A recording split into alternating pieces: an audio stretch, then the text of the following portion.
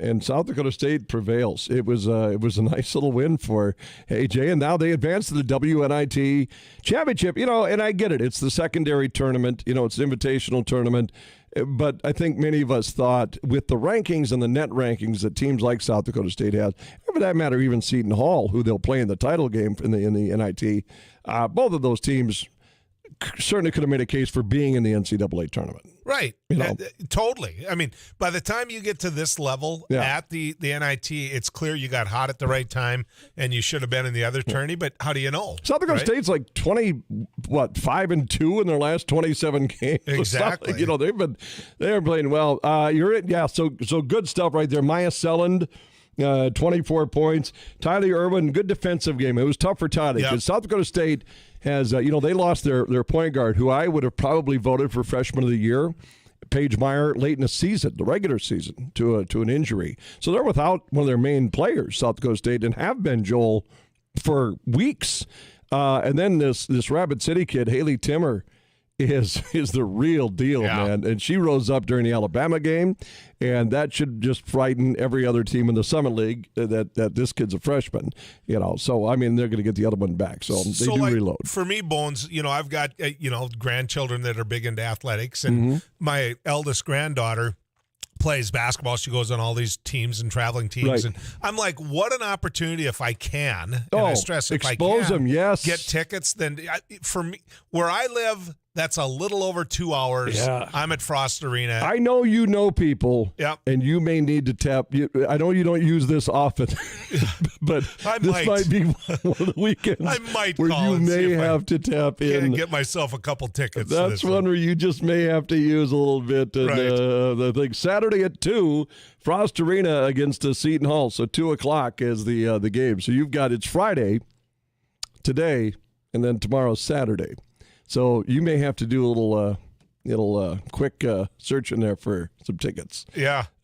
I did get us in. I got our credentials in, though, for MLB baseball for next Thursday. This guy who might be cheering for the Jacks because, his stepdaughter might be one of the players we've been talking about, right? Or his daughter, he just sent me, said, best I can guess, I think they're already sold out. I know who you're going with that. That's now it is time to start. You may have to make a deal. We mentioned the Wild. They fall in overtime to Pittsburgh 4-3. Yeah, that's right.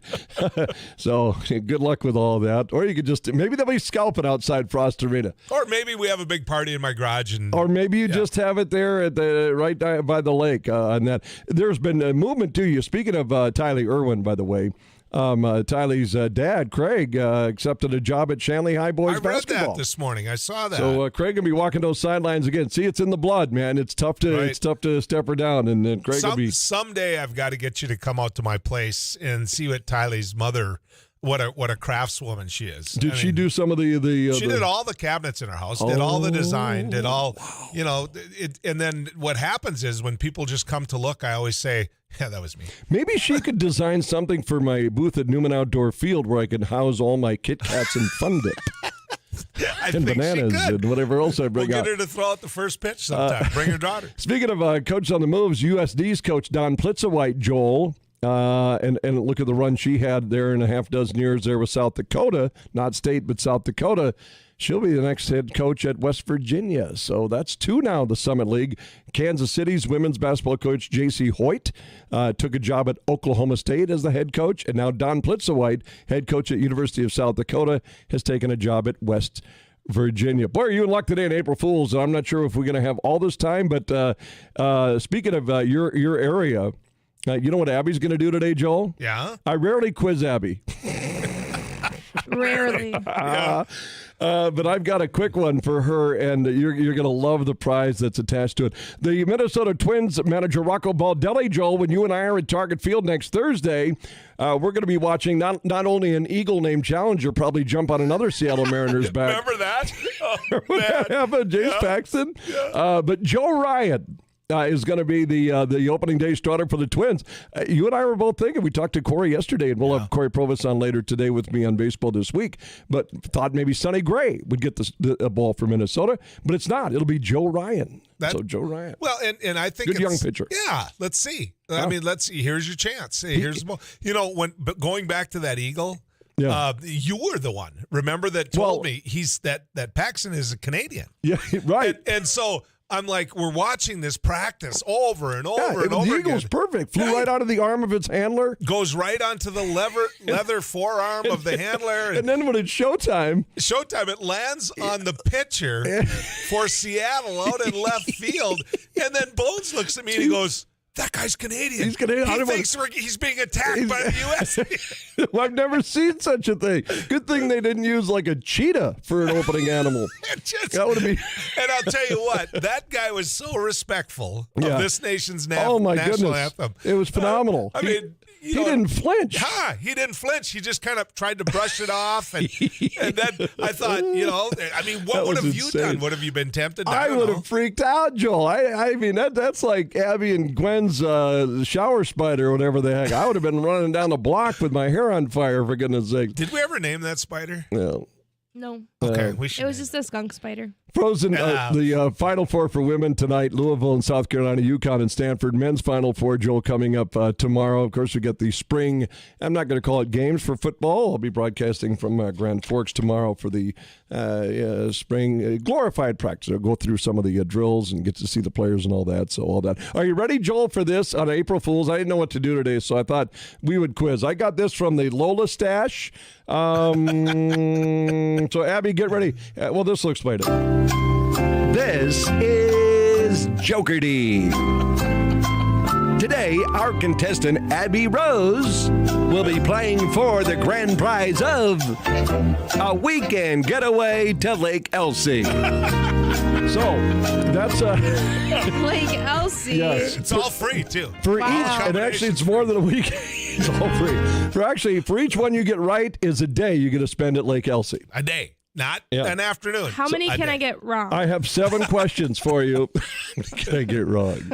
I have 7 questions for you. So if you get them all right today, and we have to go fast, you'd have a whole week with Joel. You get a whole week with Joel. Super. You get a whole week with Joel.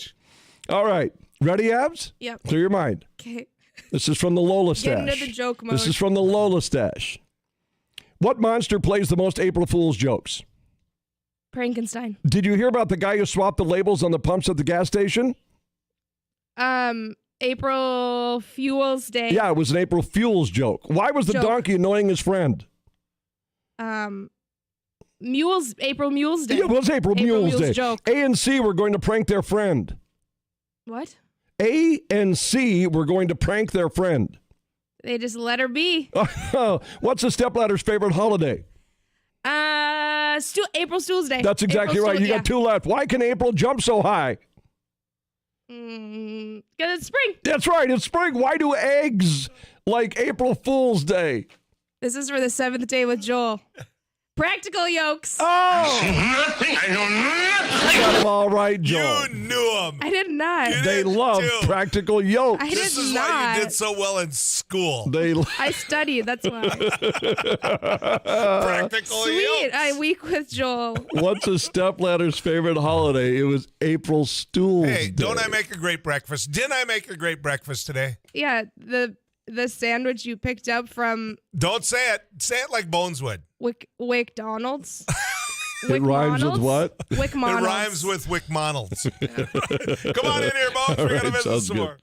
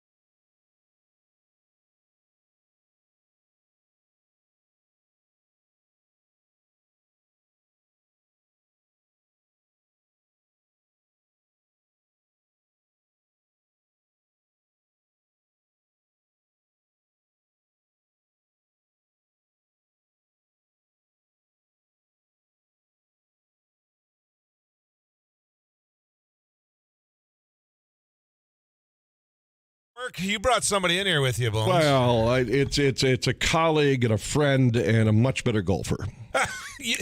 The one and only Jeff. Boy, you Colpack. must suck in golf. It's just, a guy I've been on a plane. Here's how close Jeff and I are. We've been on a plane at 30-some thousand feet with a cracked windshield, in all seriousness, not knowing if that was going to be it or not.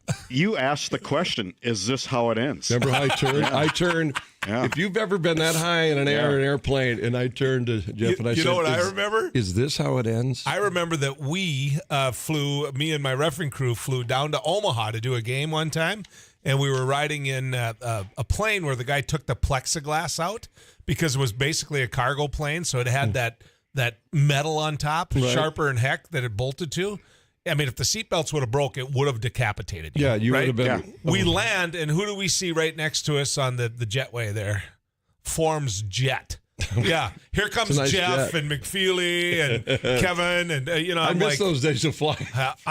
we were out of that league. Can we just say that? Well, that story, I mean, do we have like 50 minutes to discuss that story? Well, the reason, Like 50 looking back seconds. now, it made your first book. Yeah. So I'm glad, as nervous as we were, whatever resolved When to we our come fate. back, we can do that. Oh. Yeah, Jeff's hanging with it. Ain't yes. Well, gosh, guys, as the host of the best show in the building, thanks for having me. Yeah, but Oh, yes. Got a little golf show coming up on our brother station, 740 The Fan. He's got a pretty big guest, I think, coming up. He does? Yeah.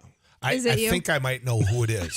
Let's just say that I've become a groupie of this individual. So stick around. We're going to bring Jeff Kolpak, Jack Michaels, and, of course, Abby Never Got One Wrong Miller. Thank you to Welton's Tire Service for being our sponsors of today's show.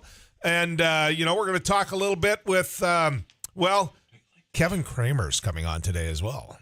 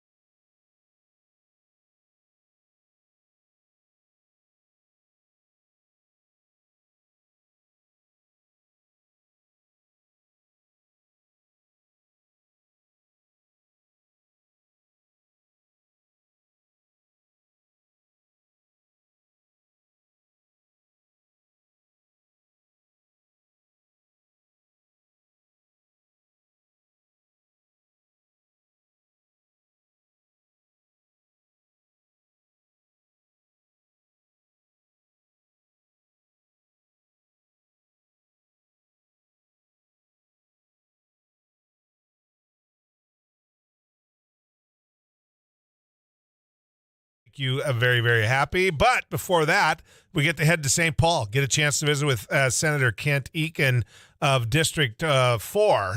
He's the minority whip. Senator Eakin, good to have you back on News and Views. It's great to be on with you, Joel. Thanks so much. We've talked many times, and the hardest thing to do is legislate when there actually is money in the checkbook. How's it going?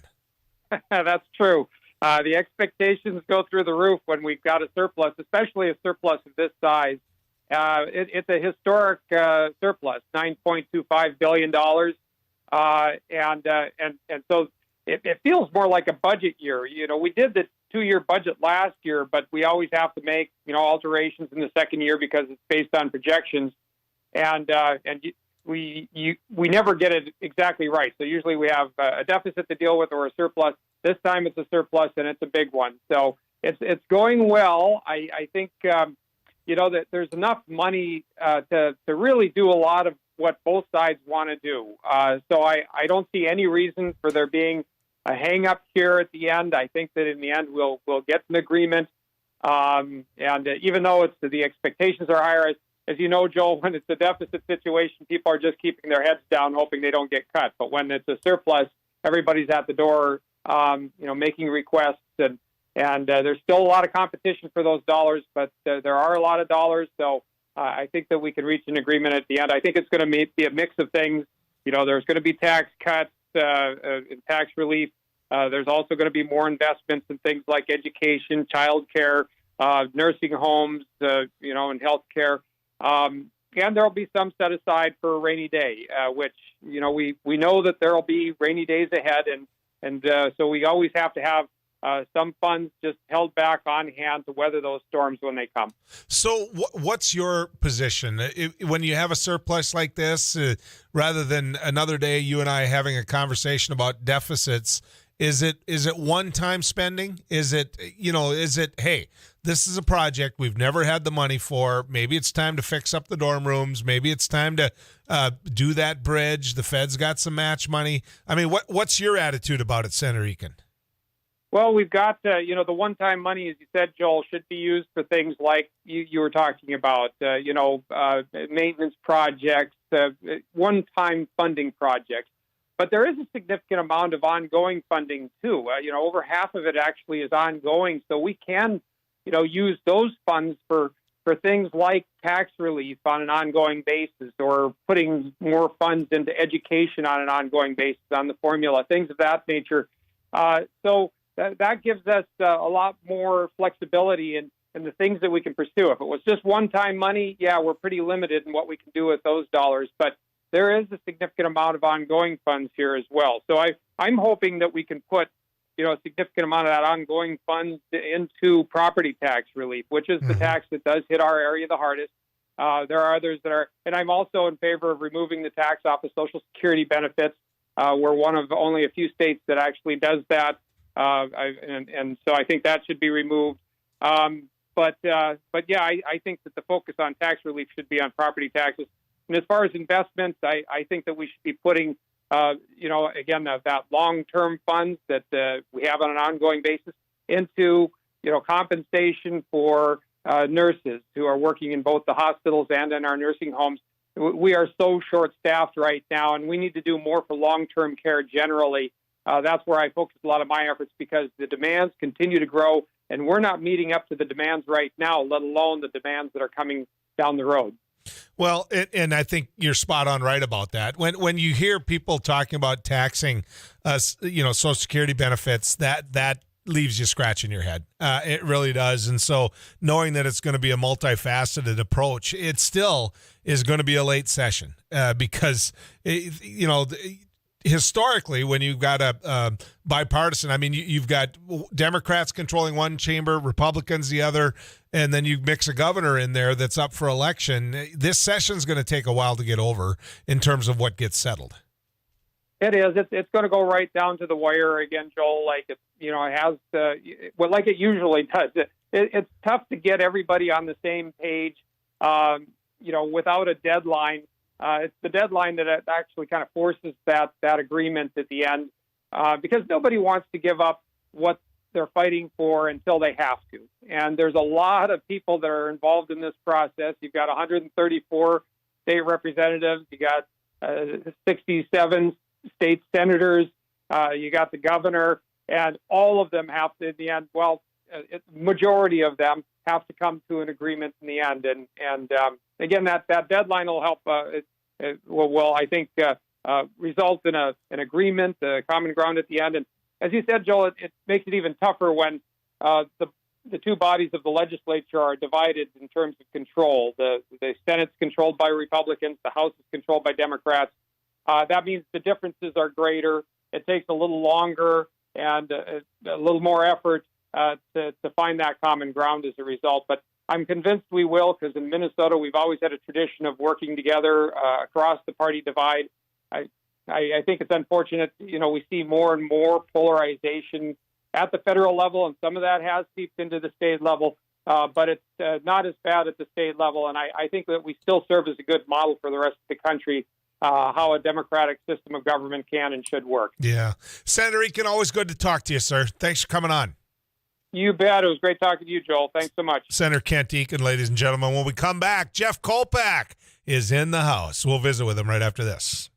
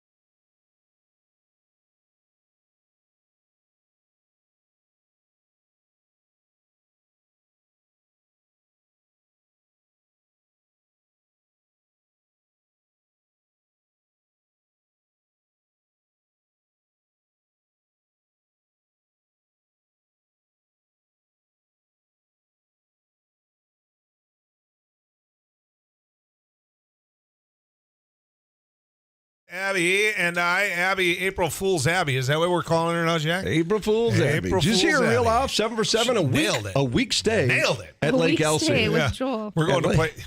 listen, you might have a good time. Who's this guy right to your right here? Jeff Kolbeck, he can come too. Why don't all four of us spend a week at Lake Elsie? Being here on April Fool's is really scaring me right now. Yeah, you and me both. As it should. As it should. Jeff, for those that do not know, and I don't know where we would be if you don't know, he also hosts a weekend show on 740 The Fan, the fifth largest daytime signal in the country. We have to have it that 5 big. now? I thought it was 6. Now we're up to 5. Yeah, we have the golf show now, so now we we're destroyed up to 5. somebody. We're up to 5. So that's Who are the other 4? That's a one's in Chicago, one's in Indianapolis. My guess is the blowtorch in the WOAI and like in San Antonio area. That area is KOA's probably got a good. Doesn't matter. We're 5. Yeah. Well, you're not going to hear me say that very often because we're 1. So we snatched Jeff from the media ranks to take his very popular golf show and popped it right there on 740. And people dig it. When does this all kick in, Jeffrey? Saturday morning, 10 to 11, also podcasted. And, if I could just do this show, if that's the only thing I had to do How about that? in my life and I didn't have to do my day gig, so to speak, Writing for the boy, Fargo-Moorhead? I'd have life just where. If it did, right, right there. Some might argue, Jeff, that 1-800-GET-OVER-IT. You're in a jet plane flying to games all over the country. Now ask him how many books he's authored. Yeah. How many books have you 3, offered? up to 3. I've got the second one. I don't know if I got the third one. Yeah, I think I gave it to you. Do you? Yeah, thanks for reading it, Joel. No. Jeez. Well, then I don't. Maybe this. I don't know what the first one was. Yeah, Horns Up, and then I did North Dakota Tough, which was just an enjoyable trip throughout North Dakota on stories untold and forgotten, frankly. And then I documented the pandemic and COVID kids, which I almost feel like it's a little soon that I got this out. Like too early, but I think I released it too early. Okay. Well, now you can leave COVID Kids 2, COVID Kids 3, COVID Kids 4. But maybe in 20 Omicron. years, somebody go, hey, what was it like living in the pandemic and COVID-19? I'll go, well, read Kopech's book. That's what right. it was like. Yeah, lots of divorces. For the first time ever, you had to be with your... Or stronger bonding, either way. One of the two. Learned how to cook at home again. You know. that kind of so stuff. what do you got going on in the first show Saturday? Oh, Tom Hoagie. Heard of him? What? Who's Tom Hoagie, Bones? He's faring well. He's faring very well. Faring well. His uncle's Mike Morley, right? Yeah, and in fact, Mike Morley was the last North Dakota guy to win a PGA tournament in 1977, like the Quad Cities Open or something. I just Tom is remember cheering for him as a little kid because he was ours. Yes. You know, like Hoagie is now. Mike Morley was ours, and now Hoagie, the first thing you do is scale through to see. I always thought this, and I couldn't golf further than you could throw me right now. But I've golfed with you. yeah, I'm okay. You can putt. Yeah, I can drive a little bit. I can putt. Do you golf lefty or righty? Lefty. You're lefty. 6'5" That's lefty. your problem right there. Yeah. He actually is way I don't better than slice. he makes Will's always said, Jack, you got a nice power fade, Jack. He never said I sliced it, but anyway. Power fade. Power fade. He said, that's a good power fade, Jack. I'm like, I almost decapitated Tom Kelly, by the way, at a golf course in Minneapolis. Someday I'll tell you that story. Tell him to put the cigar away and get over it. But if I were a professional golfer like Tom Hoagie, I would golf every weekend. That's at least my thought. But then I wouldn't be very good, Jeff, because I just turned to Jeff because the Texas Valero Open is going on right now. And I'm in San Antonio. I got friends and family who love going to that, and it's a big event. But Tom's not golfing in that. No, Tom is at the level now where he can take a break. I mean, everybody thinks, okay, golf, how cool, right? How lovely. It's hard. I mean, on the PGA Tour, ask Amy Olson, ask Tom that over time, you're not getting to the course on Thursday and just waltzing through 18 holes. Yeah. You're there on Monday, Tuesday, Wednesday. You do prep. I mean, you do all that stuff. It is a grind. You finish Sunday. Hopefully you make the cut. Boom. Up the next event. one. Yeah. No, I've been to a couple of them. My wife has worked a couple of them in her status as health with being an RN. And I have to tell you, when you see it behind the scenes, these guys, it's a week. It's a week of work. And then you've got everybody pulling at you. Have you ever golfed 4 straight days? Never. Yes. You have. Have you?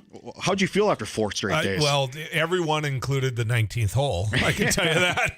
But yeah, I was sick of it after 4 days. Try to do that all year round. Yeah. I mean, so before next weekend's tournament that Tom's in, is it the speech? It's just another tournament. I'm going to ask him. And Tim Miles told me this a long time ago. You can't coach a big game like a big game. And so I'll ask Tom. That's actually really good advice. Do you play a big tournament? I mean, do you play it like a regular tournament? Like it was some hawk tree or something like that. You got to treat it like just another tournament. You can't go to the first tee at Augusta, and he will be introduced, by the way, as Tom Hoagie from Fargo, North Dakota. There we go. The PGA, they're always on him, but you live in Fort Worth. He goes, no. Introduce me as Fargo, North Dakota. Yep. Good. That's awesome. That's awesome. and that's really huge for me. Huge. It is, and Tom is really good that way. That he hasn't forgotten where he's from. Yeah. Always returns messages, makes time. Right. It is, and not everybody's like that, by the way. That makes superstardom, Yes. right? Being in this line of work, I haven't noticed. Not everybody's like this. It's like when Virgil was winning light heavyweight championship, he still was a North Dakota, still how he had those roots and carried that flag. Yep. So Hoagie is, it's good to know. So when you look at these guys, you two are around, world-class athletes all the time. You take a look at golf like this, Jeff. It seems to me that every one of the people out there on the PGA have the ability to do it. Every weekend, they could win that tournament. The difference between the A team and the B team is the A team. Oh, my goodness. They got ice in their veins. When you look at them, when I've gone to tournaments, it's like, good point. Yeah, they just walk up to the tee box, boom, this is what you do. So yesterday I talked to Bill Monteagle, who was Tom's coach at TCU in college, and he said, you know what Tom is? He's the toughest player I've ever coached. I go, what does that mean in golf? What do you mean tough? And he goes, 5 holes to go, he'll get 2-3 birdies. Not everybody can do that. It's like the guy shooting free throws in practice. You can make 30 in a row, right, but in the last 30 seconds, you miss it. Yeah. He goes, he goes, he's the toughest guy I've ever coached. And Bill's been around 30 years. You can see that in Hoagie's game if you watch him golf. There's an aggressiveness. There's I'm not going to say non-caring, but there's this. Well, some people can do it when it counts. But here's the other question about Tom Hoagie that's fair, which is what's happened that took him to this level now? Because he's been bouncing around for a little while, and all of a sudden he's clearly at the top of his game. Was it physical training? Was it mental training? What was it that took him from one heck of a golfer to a place where the whole tour now knows who Tom Hoagie is? I think it's a combo platter. One, he does train now. He does have a personal trainer. I don't think he had that before. And he's also putting better. It's simple as that. I mean, it's Larry Murphy once told me that, okay, with all the technological changes in golf clubs, right? They're hitting it much farther than they did in the 70s. And all this stuff, all the new technology, but they still 3-putt. That's it. Yeah. So if any golfer of any kind of substance wants to shave strokes off their game, learn to drive for show, putt for dough, baby. The one thing that I do whenever I golf is I keep track of my putts. So that at the end, if I'm sitting there in the 50s and scratching my head going, bad round, Joel, I'm sitting there looking at the putts going, you could have gotten just 4 less here. You could have shaved 4 of them off right here, or 5 of them off. And that's the one thing Sue and I do a little gambling on between us. She's a much better putter, and she always is about 4 strokes lower than me just on putting. So speaking of gambling, I found myself in your area of the woods last weekend. I went to the sports book for the first time. I wanted to check this out with some buddies. So I put $10 on Tom to win the Masters. Nice. Really? And it only let me bet 90 cents. It must have been some glitch or something. What's going on here? I don't know. I can check that out for you. Can you?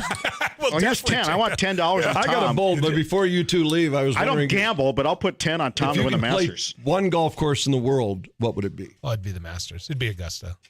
Oh, hands down. I mean, it'd definitely be Augusta. So you ready to do this for a whole nother season? Oh, I love it, Joel. Thanks for having me. I love being on the station, the 5th largest AM signal in the country.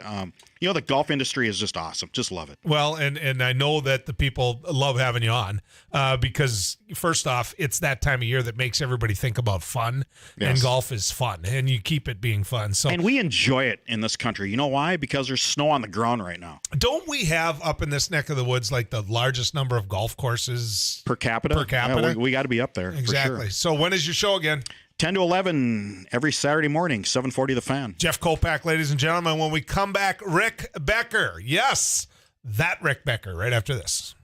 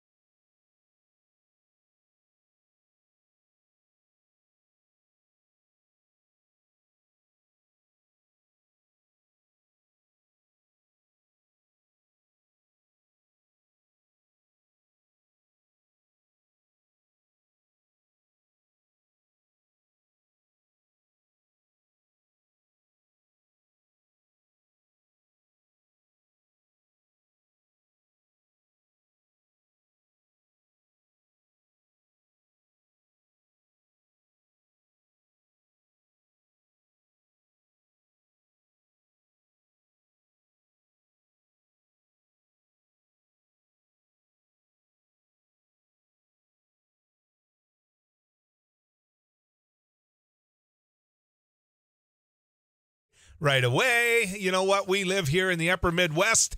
Might be my bias because some people in my life that I absolutely think the world of have a daughter that is playing in it. But you know what?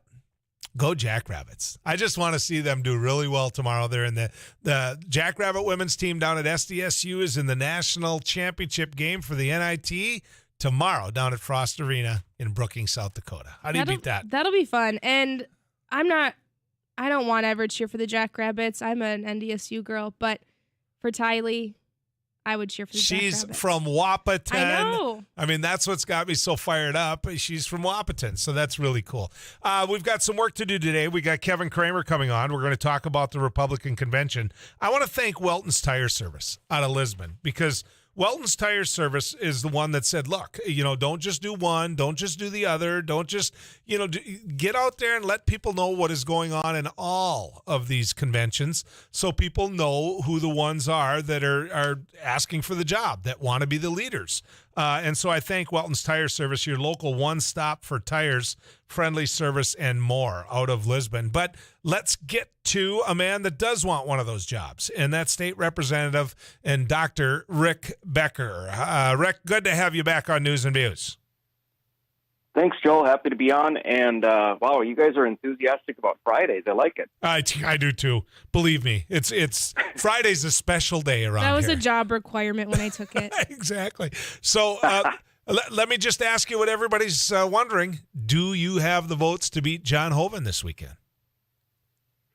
Well, I think we do. The final numbers came out, or when I say numbers, I guess the delegates, the final listing of delegates only came out on Tuesday. And of course, that's a little late. So we don't have final numbers, but the sense is that it will be very close, but that we do have the numbers. So the numbers of people, the energy that's been brought to it, and you're the only contested race. So it's pretty easy to see why there are that many delegates flocking to Bismarck to be part of the Republican convention. But it's my understanding that the delegate count is higher in this off-election year. And by off, ladies and gentlemen, I mean that there is no presidential race this time. Is that true? Are the delegate numbers near record capacity for the GOP? Yeah, it is true, Joel. They're beyond record. It's we're at, I believe, somewhere around 2,300 is the last number I was given. And for a midterm, I think that is, I think it's 800 or 900, actually, about 900 delegates more than the previous midterm record, and about 250 delegates more than the all-time ever record. So let me ask you this. When you decided, because John Hoeven is an institution in the Republican Party in North Dakota. In 2000, he ran against my sister, Heidi, for governor, and, he was just, months prior to that, he was a Democrat, switched to be a Republican to make that race. And, obviously, the story that, Heidi contracted or it was found out she had breast cancer in the middle of that race. So everything went to heck on my side. But how do you decide one morning to take on this man that has held elected office for the Republican Party and for North Dakota since 2000? What made you decide, I'm not afraid to take this on? Well, I had just very recently made the decision to retire, I guess, or at least not to run again for the state legislature. And so as I was looking forward, I just had this very, very strong, unsettled feeling because I'm very, very concerned where we're headed in America. I'm very disheartened by politicians in D.C., and I'm aware of John's record, and unfortunately, I think there's no doubt that he's part of the problem out there. Very big spending, big government Republican. So, examples, because people hear that and it sounds like catchphrases. Give me solid examples of where you think John Hoeven went too far in the spending department. Well, his whole time, his 12 years out in D.C., he's been voting for all of the big spending bills except for the ones that are politically disadvantageous. So occasionally, when a president of the opposite party is in, there may be a spending bill he won't vote on. But he votes on all of the omnibus spending bills. Those are the huge bills crammed with pork, and something he should be embarrassed about.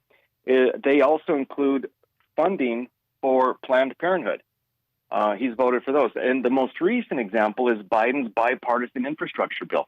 So he was one of the few Republicans to cross over and hand President Biden his only, in my opinion, only real victory in his first year. A victory which gives hundreds of billions of dollars more in green energy subsidies than it actually provides for building roads and bridges.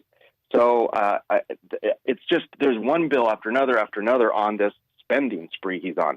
And the spending that he's voting on, that's why we have inflation. I keep telling people it has nothing to do with Vladimir Putin. It has nothing to do really so much with Biden, because the stuff that we're spending during Biden's era, that inflation hasn't even hit us yet. That's still coming.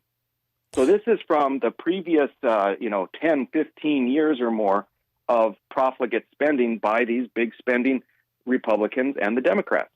Yesterday on my TV show, Rick, I was interviewing the head of the state's young Republicans, and from Lincoln, and I asked him, I said, all right, who are you supporting? Because that's the big question everybody's asking. Are you supporting Becker or are you supporting Hoeven? And my guess was he was going to be, being head of the young Republicans, that he might probably be more in line with what has been there before, which is John Hoeven. He's not. He's supporting you. He talked about how you were more in line with where the Republican Party is now. So I have to ask you this. People label you as ultra-conservative. I've labeled you as ultra-conservative. Does that need to end and just say, look, that is what the Republican Party is now? Well, I do believe it's what the Republican Party is going to be, because what we say is a Republican is conservative, and we just take at face value. Oh, they say they're conservative, therefore they're conservative. So when you actually have someone who's conservative, you've already used the label conservative. So then it makes sense. Well, we have to apply a different term. Let's use ultra conservative. I do think that it would be good if we applied labels appropriately. And for someone who simply stands for the platform of the Conservative Party, they are conservative. For the ones that don't, they're squishy moderate. Let's not use the term conservative for them. And there's nothing wrong with any labels, progressive, whatever. It's whatever you believe is fine, but you should stand for it. And if you don't believe in it, then don't. Then there's two parties. It's okay to be Democrat. So let me ask you this, because word started getting out at these district conventions that they were hotly contested. In fact, word started getting out through the media, not just through talk show hosts, but through the media, that in some instances the Hoeven people were shouted at and shouted down. Is that true? Well, shouted down is not true. I'm not even sure I would say shouted at. There were a couple of instances where people in the audience shouted out, Hoeven is a rhino or something of that nature. And here's the thing, Joel, that provides for a good story. It's a little clickbaity. And although true, what we have to recognize is there were thousands of people at the district conventions across the state. And out of those thousands of people, you had a couple of people that weren't able to contain their passions enough and did shout out something like that. So they're the exception. And I mean, I'm happy for their enthusiasm and their passion, but we just have to, keep it contained. And as I said in a social media post last night, let's focus our energies on cheering for the candidate we want and not against the candidate we don't want. Can I have a little more of your time after the break here? I want to talk to you about post-convention, the what-if scenarios if you do, in fact, get that nomination this weekend. Can you hang with me? Yep. Sure. Rick Becker, ladies and gentlemen. Let's head to the Weather Cave and find out what you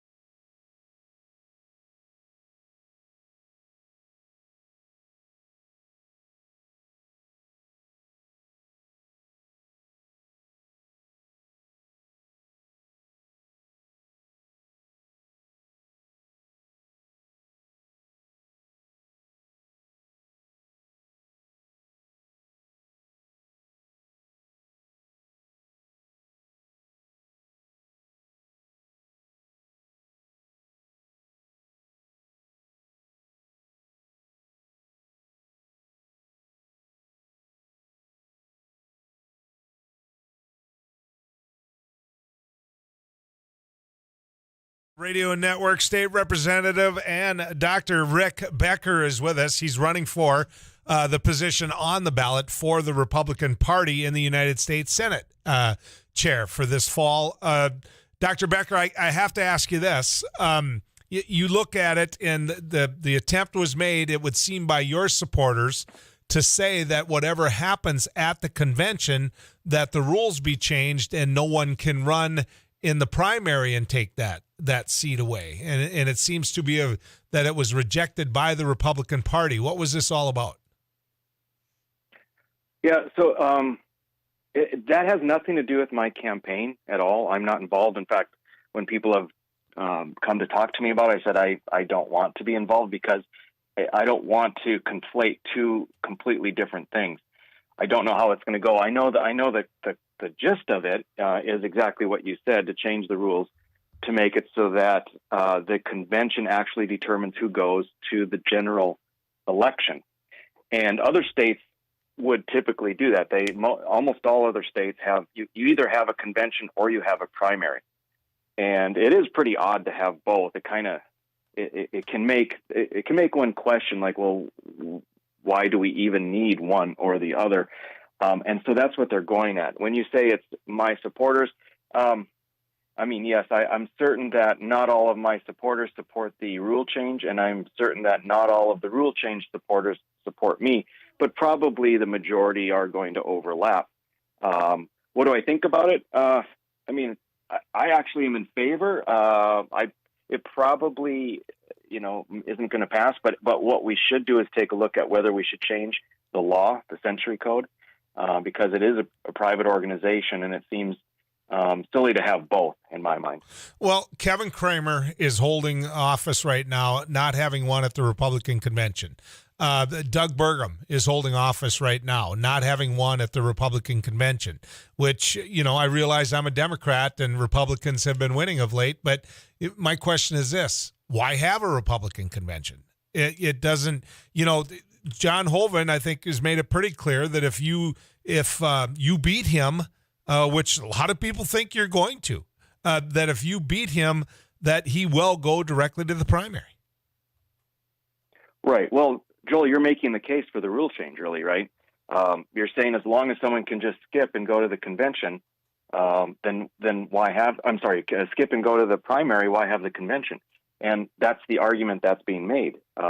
If the rule was changed, then and you didn't get the nomination at the convention, you could still run for that office, but you'd have to run as an independent, or maybe Doug Burgum could run on the technocratic elitist party or something like that. Whatever party you want it to be. Here's the one that I think is really different about this case versus the other scenarios. John Hoeven's had this job for a long time. John Hoeven is coming in as an incumbent. If he does get beat at the Republican convention this weekend, that's going to send shockwaves throughout the North Dakota GOP, and I would argue national GOP. Whether you end up on that ballot in the fall, if you win this weekend, you've made national news, Rick. Yeah. Well, and you, Joel, have asked me, and many others have asked me, why go through the convention process? Because it's leveraged or favors the incumbent. Why not just go straight to the primary? And my answer is, with John Hoeven's name recognition, because he's a career politician, and all of his money, I'm not sure how I can beat him. However, if I win the convention, then I have that wind at my back. I have the attention of the people of North Dakota and the nation as a real contender. That changes the game entirely and makes it very reasonable that I can beat him despite what appears to be significant odds against me. Has the North Dakota GOP treated you fairly? I'm afraid to say that it hasn't.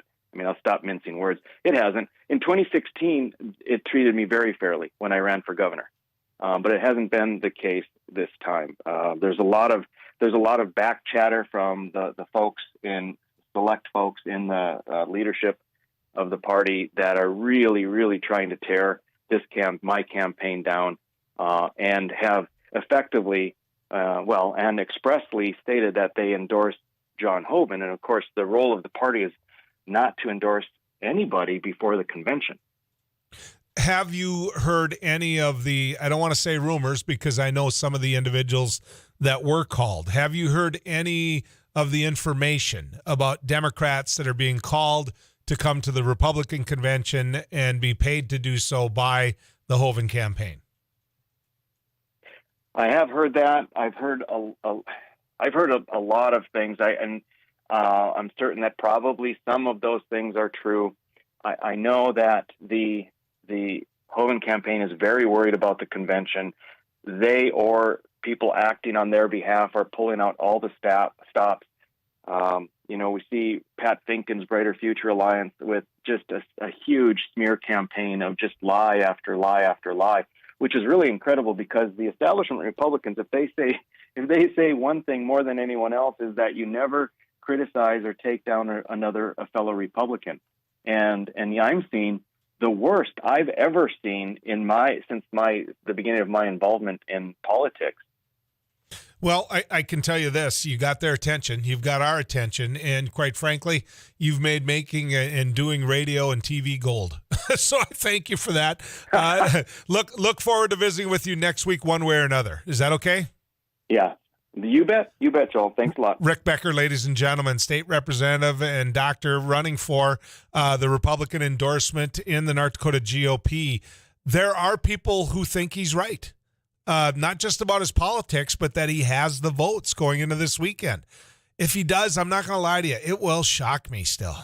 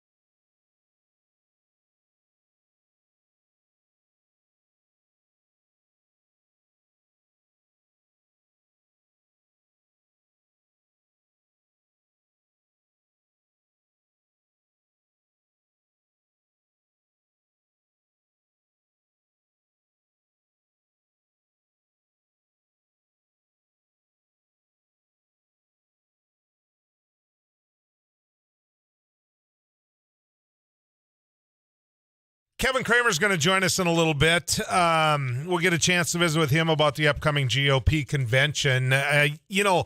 Rick Becker coming out and saying that the North Dakota GOP has not treated him fairly in this race. When we decided, hey, we got to cover these, and Welton's Tire Service made it, completely conditional on making sure you cover it all. Give everybody a chance to be heard going into these conventions, and I thank them for sponsoring these political conventions, both on the Minnesota, North Dakota side, but Welton's Tire Service, your local one-stop for tires, friendly service, and more out of Lisbon. But, you talk about being up against this juggernaut that Rick Becker's up against. Rick Becker and I probably would vote the opposite 80% of the time. And that is not the norm for me and Republicans in the legislature. I voted the same way a lot of Republicans did a lot of the time. That being said, Rick he has some very, very strict ideals when it comes to it. But I think the Republican Party is Rick now. I do. I think this whole notion that the Republican Party in any way, shape, or form nationally is the same Republican Party we thought it was 10 years ago, I think we're all being incredibly naive. The Republican Party is the party of Donald Trump. The Republican Party is the party of a very hard right conservative movement. And if you don't believe it, then see what happens this weekend. Because if this race is close, or if Rick Becker wins, either way, John Hoeven loses. And I hope you understand what I'm getting at with that. Because if John Hoeven wins this nomination in a very close race to someone that everybody said, well, that's just a far right-wing wacko. That's a guy that's so out of touch, he doesn't understand. If he could get this nomination this weekend, or if he could come close to getting the nomination over John Hoeven, who has held a statewide office for the Republican Party and the people of North Dakota since the year 2000, It's 2022, folks. That's 22 years of being in elected office in North Dakota, and he's being taken on by what is, I believe, the new Republican Party. I could say the far right wing, I could say the ultra conservative, or if this weekend proves me right, I could just say the Republican in the party. I mean, I really can. If you look at what Ken Conrad did when he was United States Senator, his focus was on budget reduction. That's what he focused on. He focused on budget reduction, right? If we can't balance the budget, then I shouldn't have this job. Who is that person anymore? It's not John Hoeven. It's not Kevin Cramer, and quite frankly, I don't know that I could have said it's Heidi Heitkamp. I'm not trying to throw any of them under the bus. I'm just trying to tell you it's a different political atmosphere out there. So then you add in the less government, and then you have a straight ideology when it comes to what they see as moral issues, and now where are you at? You are at Rick Becker. You are at Donald Trump. Now, I'm not trying to link how Rick Becker has lived his life with how Donald Trump has. I'm not trying to call Rick Becker a hypocrite when it comes to morality. I would call Donald Trump that twice on Sunday. But the point I'm trying to make is that's the drum they're beating. And they're beating it over and over and over again. And the reason they're doing that is because that's who's out there. That's who's out there. That's who wants to listen to the drumbeat. And if I'm wrong, then Rick Becker gets 35% of the vote this weekend. Because at best, that's the most he should have gotten. Now, why that will become the new Republican Party, let's do some assumptions here. Let's assume that Becker wins. Hoeven runs against him in the primary. Hoeven wins. You know what Hoeven's going to do? He's going to become more conservative than ever, because it isn't about an ideology, ladies and gentlemen. It's about re-election. And for the first time since 2000, he actually got scared. And so, now Kevin Cramer's about to join us. The phone just rang. That Kevin's always been good about coming on. Granted, maybe a little bit late lately, so my time gets short. But the fact of the matter is, when we make an arrangement to have Senator Kramer on, he calls in. We get it done. So let's do it. Senator Kramer, good to have you back on News and Views. It's good to be with you, Joel. Thanks. I want to talk to you a little bit about the upcoming GOP convention. We just had There's a convention coming up? We just had Rick Becker on. And he said he's got the votes. What do you think about that? Well, I don't know whether he does or he doesn't, but he certainly. I think it's going to be close, and why not? I mean, it's pretty exciting to have a couple thousand plus fired up Republican activists coming to cast some votes. So I don't know whether he has. I really don't. I have not talked to vote counters. I've certainly not been doing my own vote counting, but it'll be exciting. I guess that's why 2,100 Republicans are coming to Bismarck. But I have to ask you this, and I was saying this before you joined us. John Hoeven has held elected office since 2000. Did you ever see this race ever even being close when Rick Becker decided to take him on? I did at the convention level because, as you know, a lot of the activists that have been helping Rick Becker on this campaign have been helping him for years. And when I say helping him, I don't want to imply that it's all about him. They are like-minded conservatives that that have formed quite an alliance, and so they're very effective at it. I know a lot of them, if not all of them, and certainly their leadership, and they're good at getting people to district conventions. They've been sneaking up, if you will, on the party for some time in terms of local candidates, in terms of local district chairman, all of those things that you do when you're an activist, a grassroots activist, and so they're good at it. What to be honest, Joel, and I don't know that I've said this before, but what surprised me a little bit was Rick's interest in the United States Senate. As we know, he's always been interested in state government. He's obviously in the legislature. He's run for governor at conventions before. But I think this is the opportunity presented in this particular year, and he took it on, and it's got a little momentum. Representative Becker said before you came on that he felt that John Hoeven was not conservative enough, that he was in no way, shape, or form what he'd call a budget hawk, and that he votes for spending. In fact, the example he gave was that he voted for Joe Biden's infrastructure bill. I mentioned to him that you did too. And so were you conservative enough? So I have to ask you this.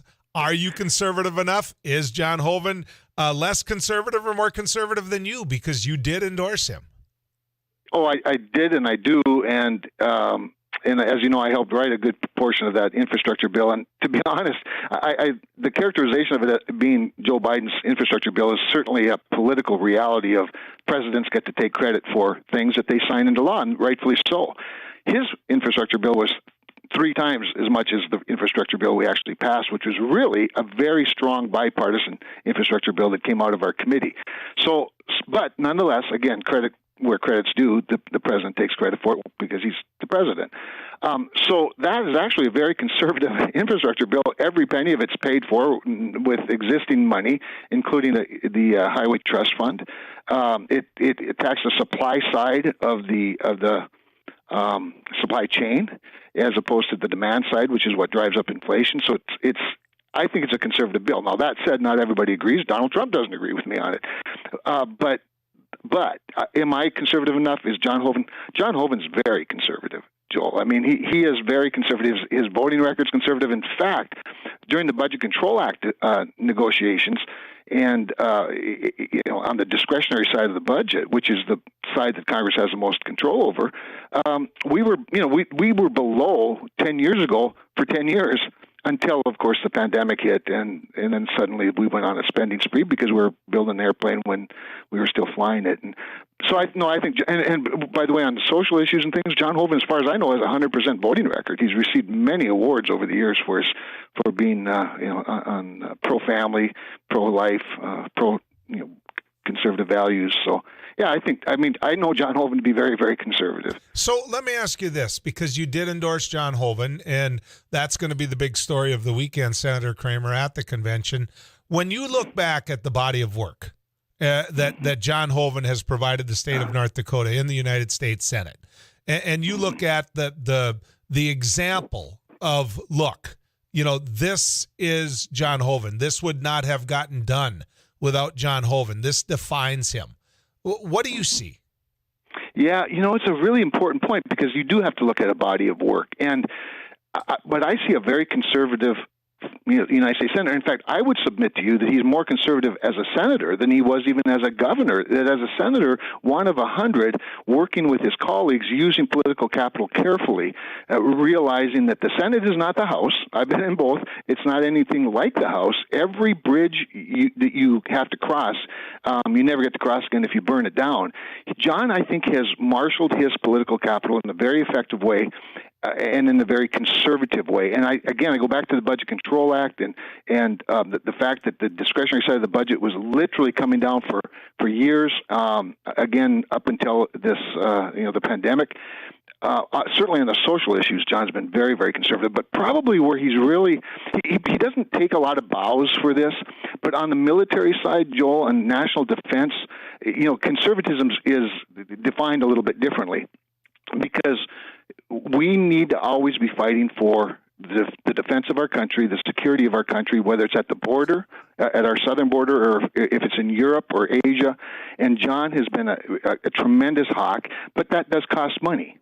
Defense of the country does cost money. The problem you have is in the appropriations process in the Congress is Democrats like more social spending. Not everybody is a defense hawk, but when they've tried to put more money on the non-defense side of the discretionary budget, John's been in that fight every single time in bringing that back to parity, and that's just one example.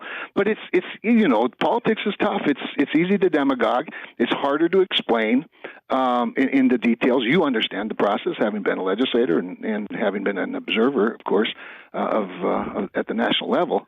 But all that said, one thing I will say is none of us are entitled to these jobs, and so when we face a challenge like John is facing, you get in the fight, you explain your past, and you talk about the future, and you show that body of work that you're talking about. John is nothing if not a conservative at every turn. And when you spend capital, if you're going to collect capital after you've spent capital, that means you're going to have to work with your colleagues on both sides of the aisle and across the entire spectrum to get things done. Senator Cramer, when you look at what's happened with the budget, when you look at what's happened with the deficit, and you look at what was happening before the era of John Hoeven, I think you could easily make the argument that if he's a budget hawk, he's lost.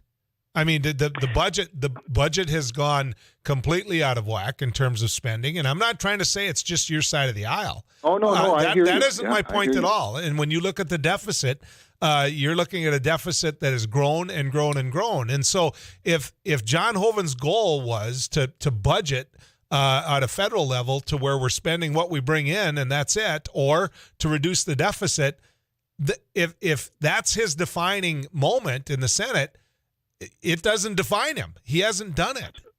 Sure, except that John has always championed and even led the fight on a balanced budget and balanced budget amendment to the Constitution to embed in our institutions, to institutionalize a balanced budget, and we've come up short, obviously, on that one. Again, it's unfinished business.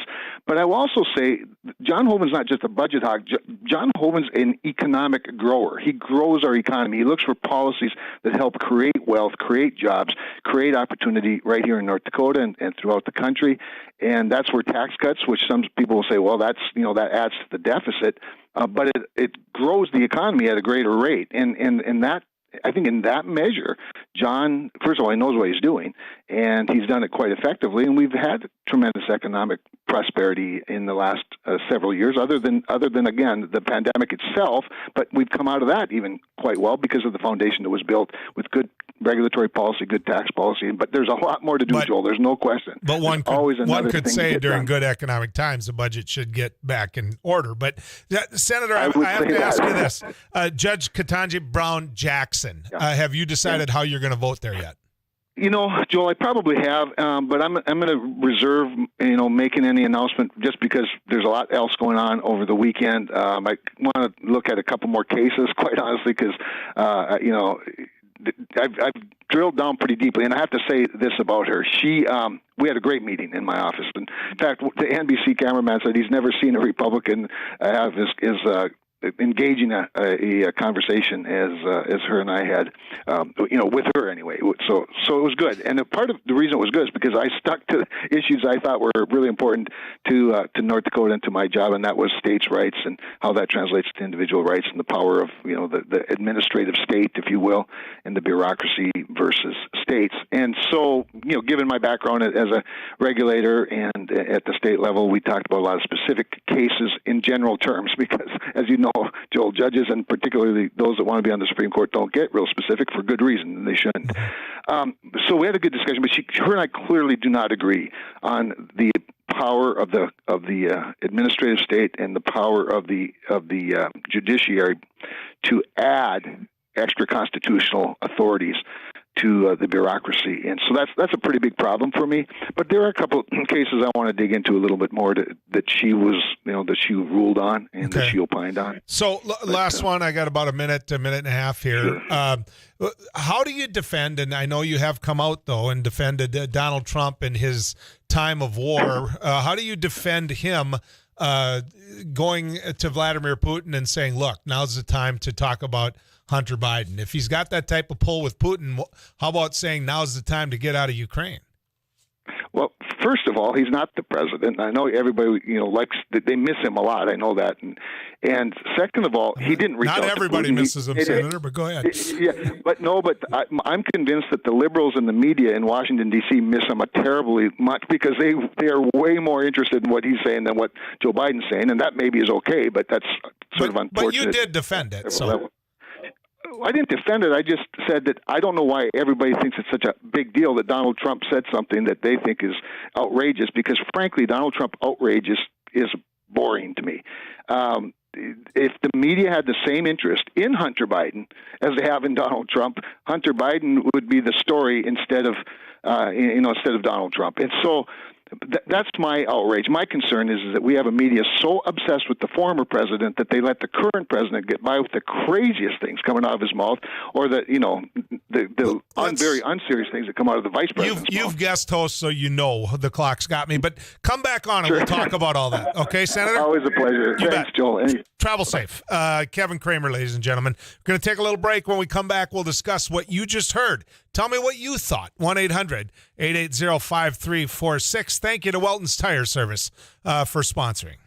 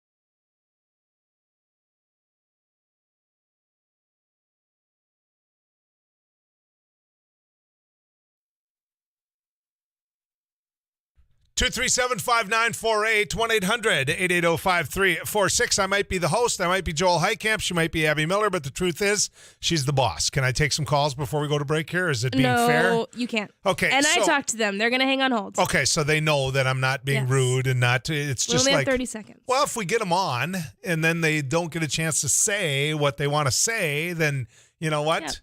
What I found interesting, and go ahead and bring these on in calls, he couldn't tell you what the body of work was for John Hoeven.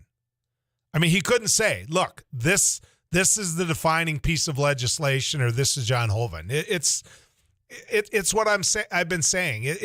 He's a maintenance man. I mean, that's what he is. Doesn't mean he's bad, but he's a maintenance man.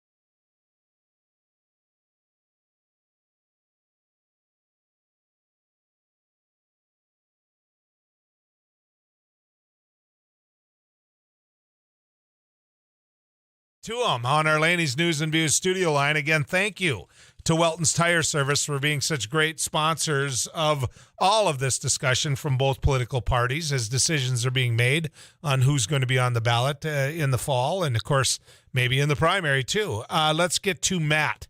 Matt, you're on News and Views. Good morning, Joel. Yeah.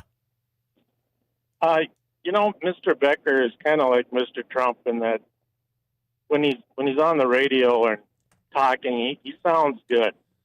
But when you really look at what these people stand for, as a conservative Republican, Donald Trump does not represent the Republican Party to me. And when Mr. Becker started talking about COVID and a lot of the nonsense that he spewed out, he totally lost me. Our problem with the district conventions is that I know in our district, it was hijacked. The district convention was hijacked by what I would call 2x2s. They show up with a couple limited social issues that they're worried about. They know nothing about a fiscal governance that's responsible. And they pack the room. They take over the chairmanship. They take over the delegates. They come to the meeting with a preordained list of delegates. And they have one or two items on their agenda. It's time for Republicans to quit this district endorsements because they're not even endorsing our incumbent legislators. Matt, what was the mood like in the room? Because now you've put two different groups of people in that room, that like you said, the 2x2s or, that just came that day to get just what they want and not really be part of a process. But how contentious was it in that room, Matt? Well, I think many of these district meetings were contentious, but the people that are actually active and stand for traditional conservative fiscal governance that Republicans stand for just had to stand by and watch them hijack the whole process.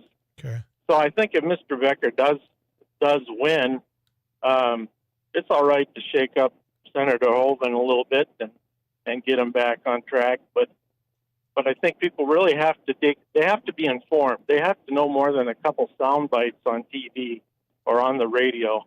And people like Mr. Trump are an embarrassment. Yeah. He's a buffoon and he's a crook. Matt, but people like what they said.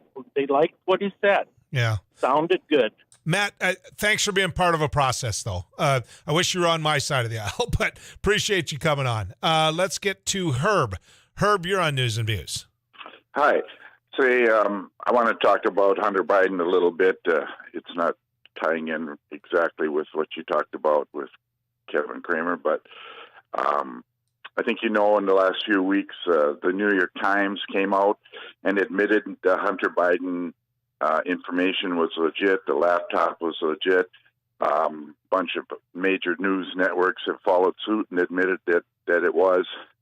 The point is, all this information was available before the 2020 election, and the New York Times and all the newspapers avoided it and said it was Russian disinformation and there was nothing to it and it wasn't true and they weren't going to cover it. And now they say it is true. And I'm going to make a point that there was a survey done just recently. It said 20% of the voters that voted for Biden would not have voted for him if they knew if this information was allowed to come out before the election. Well, first off, Herb, I don't know that we know all the information, but whatever information is there, where I think we're both on solid ground together, is I have no problem with it getting out. Get it out. If there's information there. Now, I think there's a separation there, though, too, Herb, right? I mean, this is something I've been saying all along, that if Hunter Biden has information or they have information that ties it, let's talk about it. Let's get it done. That being said, Herb, it should go the other way as well, right? I should get to know what profits that that Donald Jr. made in Russia during the Trump presidency. I should get to know where those 7 hours of phone conversations are with Donald Trump on the day of the insurrection. I mean, all of that, I mean, you can sit there and point side to side, but you can't just sit there and say, no, it's only on our side of the aisle, Herb. Well, it is, because everything that Trump has done has been investigated endlessly, and nobody looks at anything that Biden has done. Nothing. And I'm going to tell you right now, it's voter fraud when you hide information from voters in order to win an election. And another thing, there's enough stuff in the Hunter Biden information way more stuff to impeach Biden than there ever was to impeach Trump. And he should be removed from office, because if anybody takes an honest look at that, they're going to find out that he was deeply involved in that. So, and Herb, it's all illegal. Herb, is it fair for the American public to know where those 7 hours of phone records are that Donald Trump hasn't said are missing? Well, I can tell you where they were. It's simple. He was giving a speech, for God's sakes. Of course he wasn't on the phone. So you're saying that there's nothing missing there when they say they can't provide the 7 hours of phone records, including the time at the White House after the speech? Yeah, I'm saying there's nothing to it, yeah. How do you know that? Well, I don't know it. I don't have the information but maybe. That's but where you we don't know it separate, either, Herb. Joe. Herb, Joe, Herb, you don't know Herb, what's on that. Herb, that's where we separate, Herb, okay? I mean, here's where we separate. I just got done telling you I have no problem with whatever Hunter Biden was doing coming out public. I have absolutely no problem. But yet you, without having any of it put in front of you, now saying, boy, the New York Times is saying there's a there.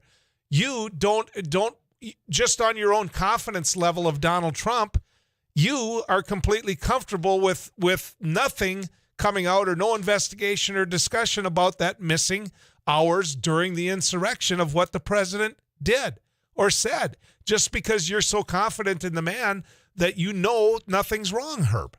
Well, number one, Trump is not president anymore. We have a president. He was now then, Herb. He was then.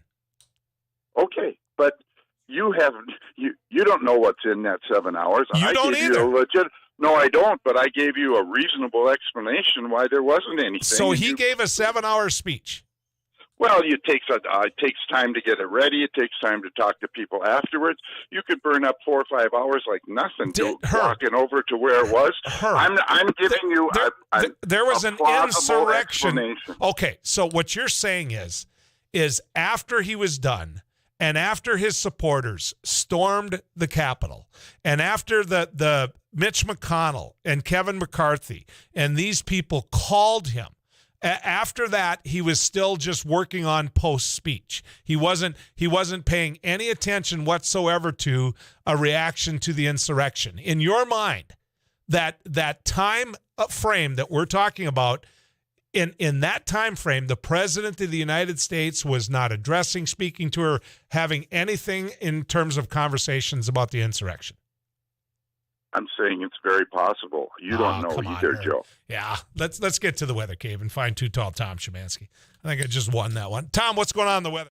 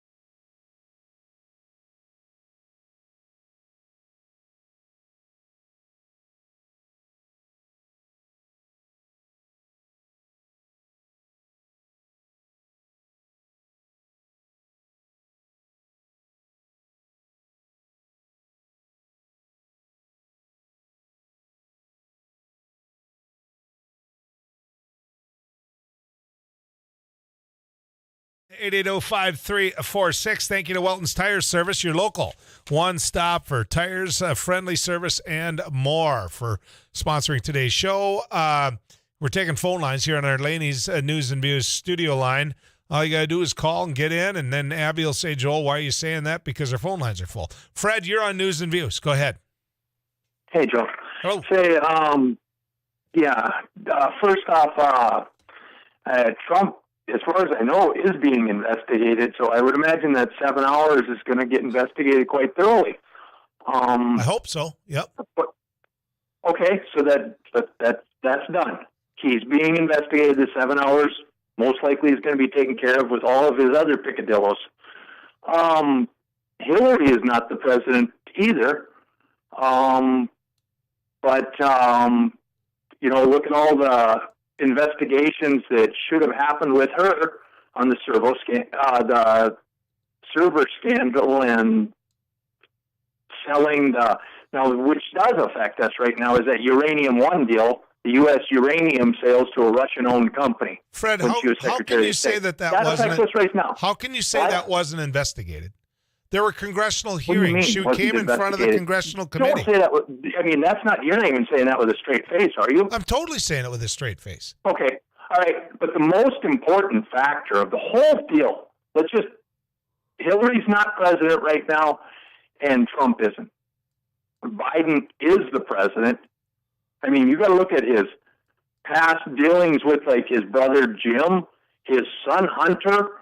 And that right there opens it completely up. And I'll be glad to know he what made the same accusations against Trump when he was president. And yes, if he was involved in anything, it opened him up to being blackmailed. Yeah. Now, wait a second, Fred. Wait a second. That didn't exist. Fred, how do you? You're not in the mood for a conversation, Fred. It's going to be a conversation. I'm going to put you back on. But it's going to be a conversation. It isn't going to be a tutorial. Fred, I'm going to ask you this, okay? You say that Donald Trump is not president. I get that. The problem is there are many, like you though, Fred, that believe he is. He goes around saying he is the duly elected. I'm not saying Trump is an idiot. He's a scumbag. I'm not saying I'll say you. It, and say it on a Bible. No, I'm not saying you, Fred. I said many people that believe Donald Trump is the president. And that's a hard thing to overcome because then when he says something, there's 32% of Americans out there that believe it has the authority and weight of the presidency of the United States. Okay, whatever. And Al Gore's the president too then. Let's go back onto who is actually the president. I'm acknowledging Joe Biden is the president. He's the sitting president. Okay,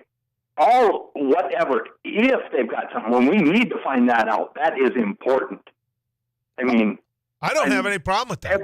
That's the most important thing, is find out if there is something to the Hunter Biden stuff. Thank you, Fred. I don't have any problem with them taking a look at the Hunter Biden stuff and then finding out what link, if any, it has to President Biden.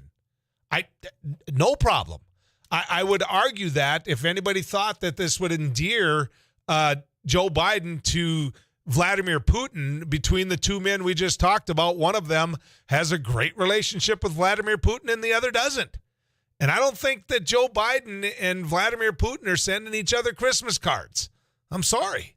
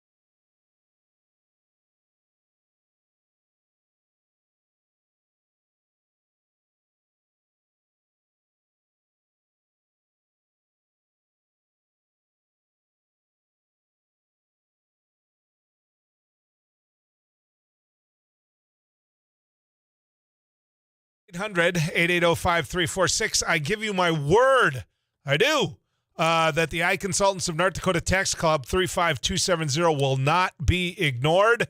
But I tell you all the time, I take calls here. Let's get to Jay. Jay, you're on News and Views. Thanks. Now, Herb says that Trump wasn't on the phone for so many hours, 6-7 hours, but he just doesn't pay attention to basic details. Of course, Trump wasn't giving a speech like Trump says. Herb says he wasn't giving a speech. Then his speech was only a certain amount of time, much less than an hour, and then after he was done giving a speech, there were witnesses that Trump was in the White House watching Fox News as he was taking calls. And there's also insider witnesses, including John Bolton, who says that Trump knows absolutely well about burner phones because Trump talked about burner phones. Yeah. And Herb, various times, he has said this, that Trump, he was innocent since Trump wasn't convicted. Yeah. Well, I got you, Jay. You're starting to repeat yourself there. But, I mean, here's where we're at in politics in America today. I truly believe that my party and some of the people speaking on behalf of my party don't represent who I am as a political activist and as somebody that's been a member of the Democratic Party for a long time. I don't. I don't want to see some of the people that are to such extremes on the left define my party. And I think it's up to the leaders of my party to stop that. That being said, every now and then we win when it comes to that.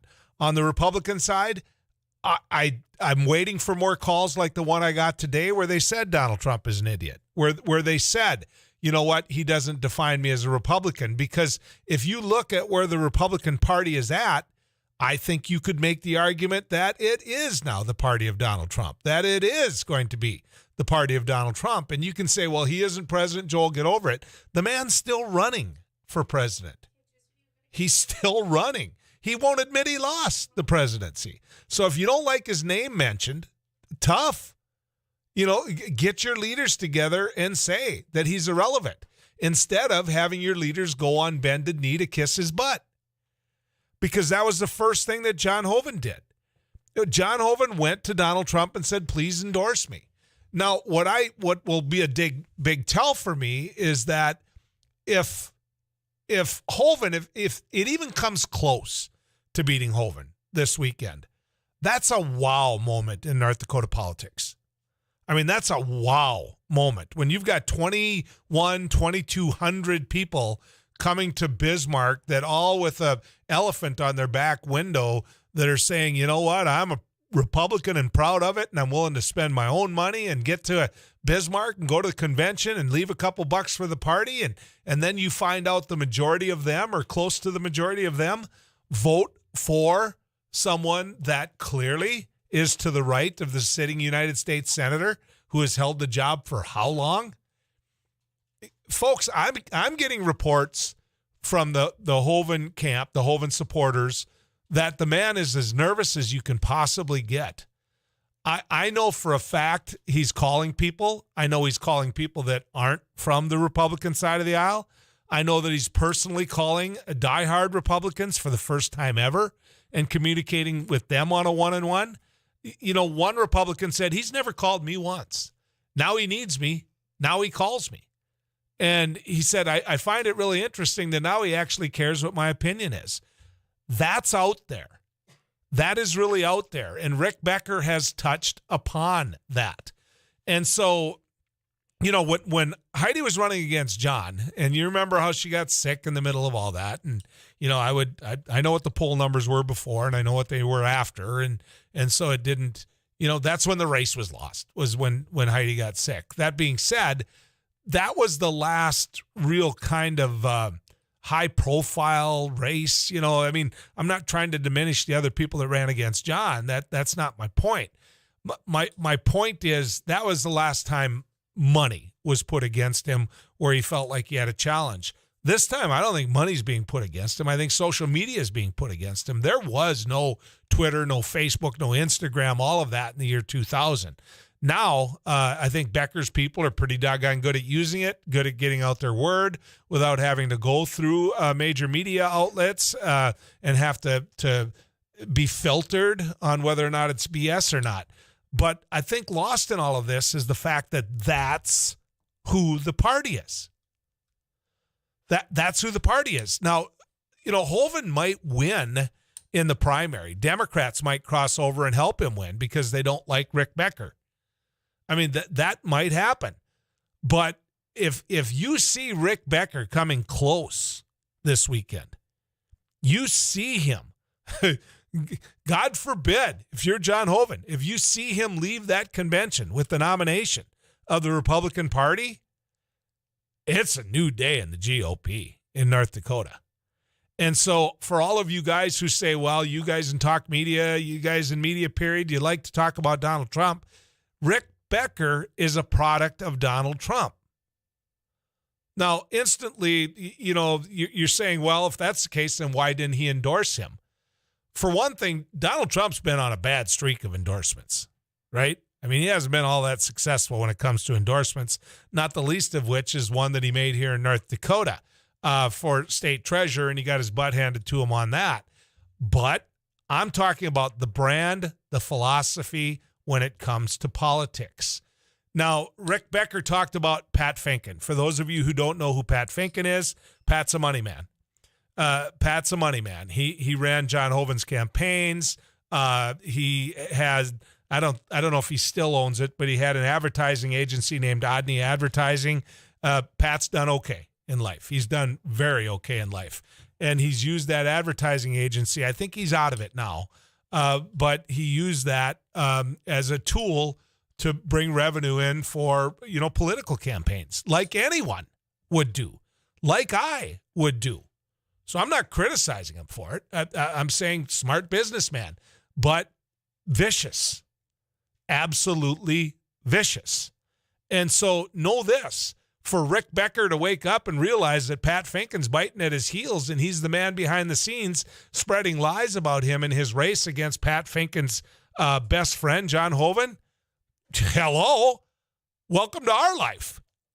That you sit there and you say, well, Pat Finken's using all these sources in the media and he's doing this and he's got these connections and he's got that money and he's spreading this and he's spreading that. Hello? That's been going on for years. That isn't new with Twitter, with Facebook. That isn't new with social media. Pat Finken has been one of the most vicious political operatives in this state for a long, long time. And if you don't believe that, just come to my house and I'll sit down and explain it to you. Because in my time in radio, I have been the number one rated show, period. I can show you the ratings. I can show you how we match up against other talk shows. I can show you that. More people want to and do listen to this show than any other talk radio show in the upper Midwest, period. Period. Now, we can talk about a sports show in the cities. We can do all that. What I'm talking about is content like we offer here, others offer as well, and nobody listens to them. I shouldn't say nobody. Some do. But it's like, 1/20th of what we have as far as listenerships, and that shows in the ratings. So Pat Finken, because you have that power, runs around and says, okay, we can't beat him talent-wise. We can't beat him content-wise. So what we'll do is we'll buy it out. We'll buy it out. We'll give you this much money if we'll buy it out. That's how vicious he can be. Now, fine. If the people that manage and own and all that could care less about their listeners, so they take something off the air and ignore what their listeners want, I can't stop that. What I can do is continue to be the number one rated radio show, period, in the upper Midwest.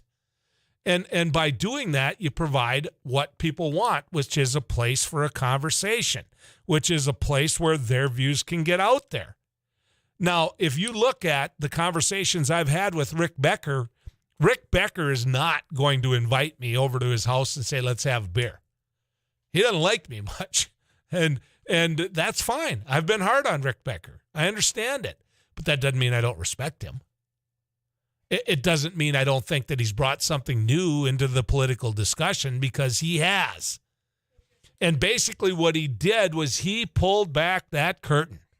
And you saw the Pat Finkens that are pulling the strings and the John Hovens that are the face in front saying, I am the all-powerful Oz, when in fact, he might not be. He might not be. He might be just what many of us are saying, which is a man who has a lot of money, who has name ID, and who really hasn't done a doggone thing. And if you don't believe me, I dare you to go back and listen to the podcast later on of what Kevin Cramer said that John Hoeven has done with the job.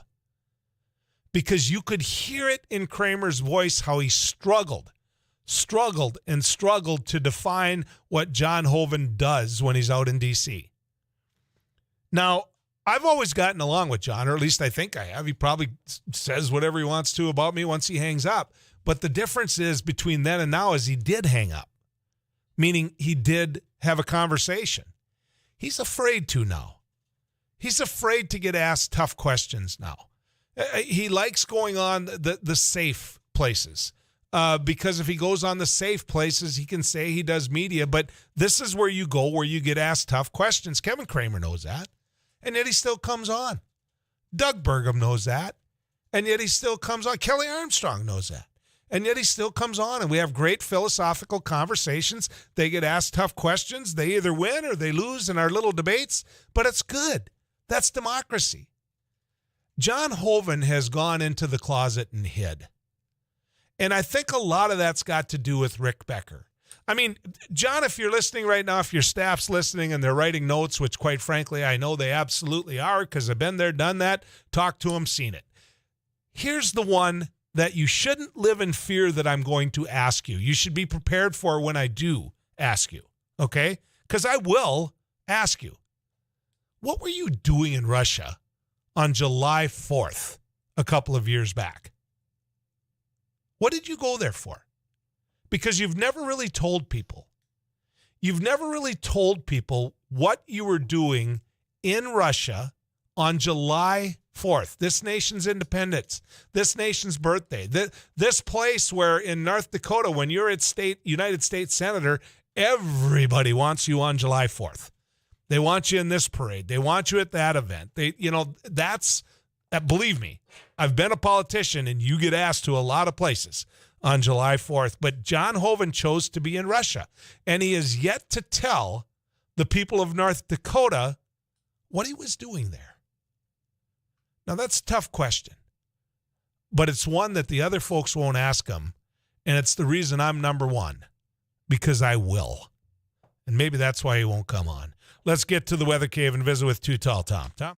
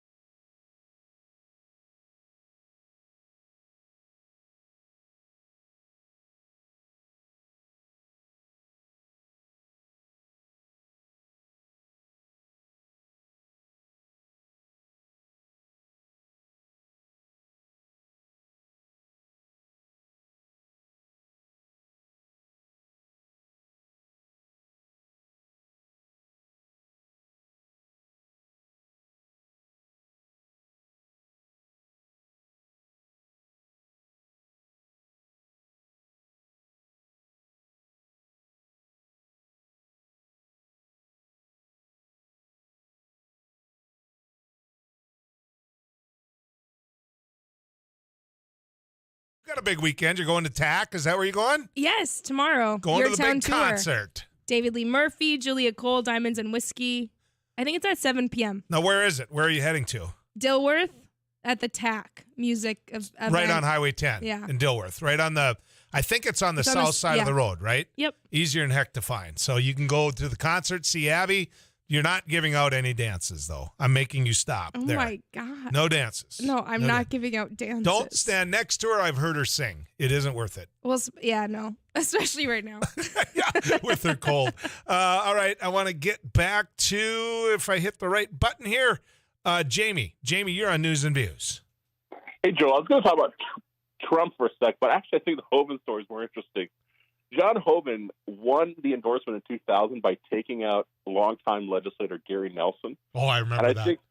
I think it explains why Hoeven's terrified. He was the Rick Becker of 2000. He was the insurgent who came in, rocked the establishment, and took over. So he's seen this story before, and that's why he's scared. Makes me think like Becker has no chance in the June primary if he were to run, but I also thought that Wayne Stenton was going to win the primary before, and I thought that Rick Becker wouldn't have a prayer to win the endorsement this year. So yeah, you never know these days in the Republican Party in North Dakota what might happen. That's a great point, Jamie. The Republican Party has rules where you can literally pay someone to go there and be a delegate.